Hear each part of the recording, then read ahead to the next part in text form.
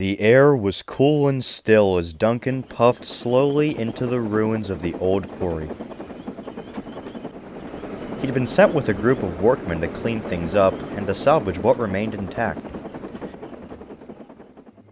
Just shy of a week prior, a large boulder had run loose on the line leading up to it, causing much havoc and distress, and leaving the quarry in a sad and twisted mess of destruction and debris.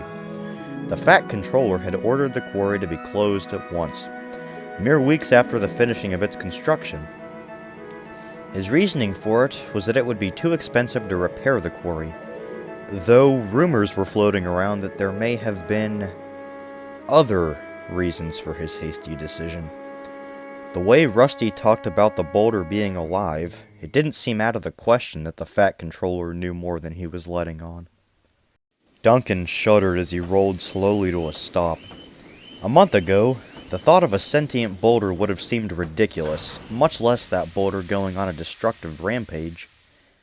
However, after that encounter on the bridge, Duncan didn't know what to think anymore. His perception of possible and impossible were badly shaken. His crew had said they were only fireflies, but the way they'd perfectly formed the shape of an engine with no imperfections to be seen, Duncan just couldn't accept it to be a coincidence. The workmen got to work, leaving Duncan to sit and think. He shivered as he caught sight of the boulder nested on top of what remained of the old engine shed, where its journey had finally come to an end during the rampage. The rock was huge and perfectly spherical. It gave off an unsettling aura, and Duncan couldn't help but look away. The terror radiating from the boulder didn't make any sense. It was just a rock, nothing more. And yet, Duncan couldn't shake the feeling that it was watching him. He stared at the workmen for a little bit, then at the ground, then up at the cloudy, dreary sky. Duncan tried hard not to think about the boulder, but his efforts were in vain. Everything inside him told him not to, yet Duncan couldn't help but bring his gaze upon the boulder once again. He nearly threw himself off the rails in fright when he did. Duncan's jaw dropped open as if to scream, but no sound came out.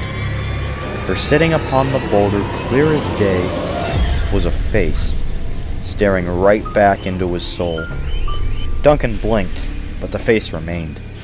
He knew it hadn't been there before. He thought he was seeing things, yet for what felt like an eternity, the eyes of the rock stared right back at Duncan. He tried to call out to the workmen, but his voice was caught in his throat, and he couldn't get the words out. Then, suddenly and without warning, there was a loud scream. The scream got louder and louder, so loud that the workmen turned to look, but Duncan was oblivious to this due to the shock and terror coursing through him. Though the echoing made it difficult to pinpoint the sound's origin point, Duncan was sure it was coming from the boulder. The screams got so unbearably loud that Duncan closed his eyes and tried to drown it out, but to no avail. The ground began to shake violently, as if a mighty earthquake was upon the quarry. The shaking and screaming became so intense that Duncan thought it would crush him. He closed his eyes as tightly as he could and prayed for it all to stop. And just when Duncan thought it would never end, with one last mighty shriek, it stopped, and there was silence upon the quarry once more. Duncan kept his eyes closed for a while after, trembling in fear that it would start without warning again. When he finally mustered the courage to open his eyes again, the same shock and terror swept over him once more, not because of what he saw, but because of what he didn't see.